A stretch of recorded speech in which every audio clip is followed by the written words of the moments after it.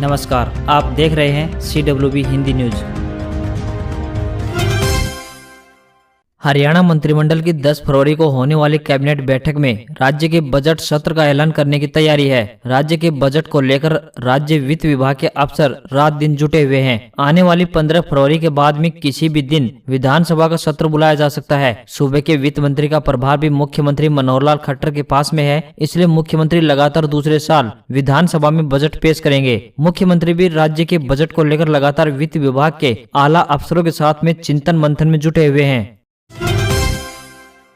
भारतीय किसान यूनियन के राष्ट्रीय प्रवक्ता राकेश टिकैत ने कहा कि 3 बिलों को रद्द करने के अलावा किसान मानने वाला नहीं है। राकेश टिकैत गांव कंडेला में सरोजात सारुखा पंचायत द्वारा आयोजित किसान महापंचायत को संबोधित कर रहे थे। इससे पूर्व महापंचायत में 5 प्रस्ताव भी सर्वसम्मति से पारित किए गए, जिसमें 3 कृषि कानून को रद्द करने, MSP को अमली जमा पहनाए जाने, स्वामीनाथन आयोग की रिपोर्ट लागू करने, किसानों के कर्जे माफ करने, 26 जनवरी को दिल्ली में पकड़े गए किसानों और उनके वाहनों को छोड़ने तथा दर्ज मुकदमों को रद्द किया जाना शामिल था। किसान महापंचायत में 100 से ज्यादा खापे, तपों तथा बाहरा के प्रतिनिधियों के अलावा राजस्थान, पंजाब व यूपी के किसान संगठन भी शामिल हुए।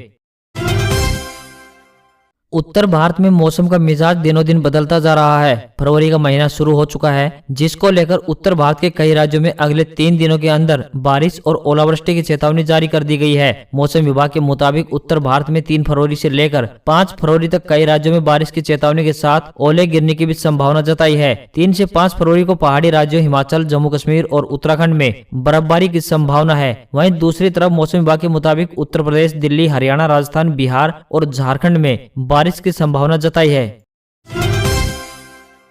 हरियाणा में प्ले स्कूल चलाना अब आसान नहीं होगा। प्रदेश सरकार ने प्ले स्कूलों के लिए नई शर्तें लागू कर दी हैं। अब ऐसे स्कूलों के लिए 970 गज क्षेत्र का होना अनिवार्य कर दिया गया है। पहले से चल रहे प्ले स्कूलों को जमीन की शर्त पूरी करने के लिए 6 महीने की मोहलत मिली है। महिला एवं बाल विकास के फैसले से प्ले स्कूल संचालकों में हड़कंप की स्थिति बन गई है। इसके साथ ही कुछ अन्य शर्तें भी लगाई गई है। प्रदेश में फिलहाल 6000 प्ले स्कूल चल रहे हैं। बड़ी संख्या में प्ले स्कूल ऐसे हैं जो छोटे भवनों में चल रहे हैं। जमीन के संशोधित मापदंडों के चलते आधे से अधिक प्ले स्कूलों के बंद होने का खतरा मंडराने लगा है। नियमानुसार एक कक्षा में 20 से अधिक बच्चों को नहीं बैठाया जा सकेगा। 3 साल से कम उम्र के बच्चों के दाखिले पर प्रतिबंध लगाया गया है। हर कक्षा में एक शिक्षक की तैनाती के अलावा बच्चों को आराम करने के लिए एक रेस्ट रूम और खेलने के लिए अलग से जगह की व्यवस्था करनी होगी। अब नारनौल पनियाला मोड़ नेशनल हाईवे 148B पर सफर करने वाले वाहन चालकों को जेब ढीली करनी पड़ेगी। 20 किलोमीटर लंबे मार्ग पर शिरोई बहाली के पास स्थित टोल प्लाजा को बुधवार सुबह 8 बजे से शुरू कर दिया गया है। इसका जिम्मा नेशनल हाईवे अथॉरिटी ने एटलस कंपनी को दिया है। इस पर कंपनी ने हाईवे अथॉरिटी द्वारा निर्धारित टोल दर वाहन चालकों से वसूलना शुरू कर दिया है। कंपनी प्रतिदिन NHI को 6,21,000 रुपए का भुगतान करेगी। कंपनी शुरुआत में 3 महीने टोल प्लाजा को ट्रायल के तौर पर चलाएगी। टोल दर इस प्रकार से होंगी: एक दिन में सिंगल व double side car, jeep, van व हल्के वाहन 60 रुपए, डबल साइड 90 रुपए, हल्के वाणिज्यिक वाहन, मिनी बस सिंगल साइड 100 रुपए तथा डबल साइड 145 रुपए, बस या ट्रक 205 व 305, वाणिज्यिक वाहन 3 XL 225 व डबल साइड 335। इसी तरह हैवी कंस्ट्रक्शन मशीनरी 320 व 480 तथा अधिक बड़े वाहन या 7 या इससे अधिक XL वाले 390 रुपए व डबल साइड 585 रुपए भुगतान करना होगा।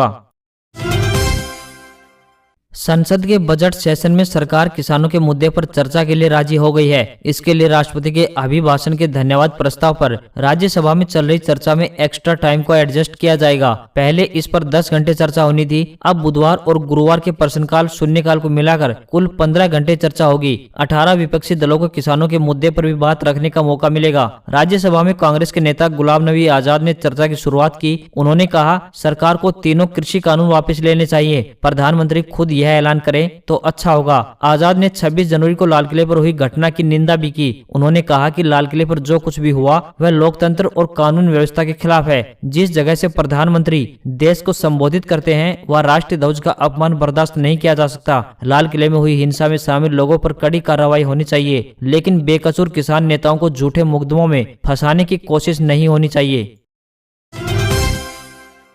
पाकिस्तान के फैसलाबाद पहले लायलपुर स्थित शहीद आजम भगत सिंह का पुश्तैनी मकान स्मारक बनाने के लिए बेचा जाएगा। पुश्तैनी गांव बंगा के नंबरदार और वकील जिनके पास इसका कब्जा है वे इसे देने के लिए राजी हो गए हैं। इसी के बाद मकान को खरीदने के लिए भगत सिंह मेमोरियल फाउंडेशन आगे आ गया है। इस स्मारक में भारत के अमृतसर स्थित ऐतिहासिक जलियांवाला बाग से लाकर मिट्टी लगाई जाएगी। पाकिस्तान के बंगा गाँव में ही 27 सितम्बर 1907 को भगत सिंह का जन्म हुआ था। आजादी के वक्त देश के बंटवारे के बाद उनका परिवार भारत आ गया और उनका मकान और जमीन जायदाद वहीं रह गई। बंटवारे के बाद भगत सिंह का परिवार नवांशहर जिले के खटकड़ कला गांव में बस गया था।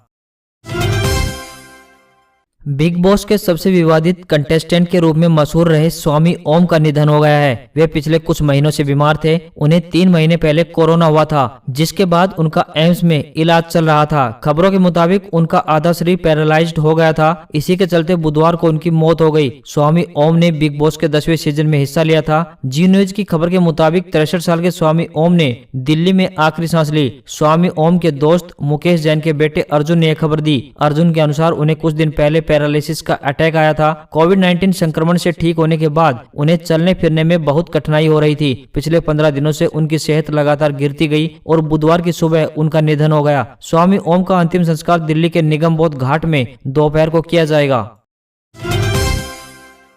बॉलीवुड एक्ट्रेस वहीदा रहमान 82 साल की हो गई हैं। 3 फरवरी 1938 को तमिलनाडु में जन्मी वहीदा ने 50 के दशक से वहीदा ने दर्शकों के दिलों में ऐसा जादू चलाया कि उनकी सादगी और अदाकारी के चर्चे आज भी होते हैं। प्यासा, गाइड, सीआईडी, कागज के फूल, 14वीं का चांद, साहब, बीवी और गुलाम जैसी फिल्मों में नजर आई वहीदा रहमान की गिनती बॉलीवुड की सबसे सफल अभिनेत्रियों में की जाती है। वहीदा जी बहुत ही बेहतरीन भरतनाट्यम डांसर हैं। उन्होंने उस दौर में इसे सीखना शुरू किया था जब मुस्लिम परिवारों में यह अच्छा नहीं माना जाता था। यहाँ तक कि शुरुआत में उनके गुरु ने भी उन्हें अपने शिष्य बनाने से इनकार कर दिया था। शेयर बाजार बुधवार को लगातार तीसरे दिन बढ़त के साथ बंद हुआ। बीएसई सेंसेक्स 458 अंकों की बढ़त के साथ पहली बार 50,255.75 पर बंद हुआ। इसी तरह निफ्टी इंडेक्स 142 अंकों पर यानी 14,789.95 पर बंद हुआ।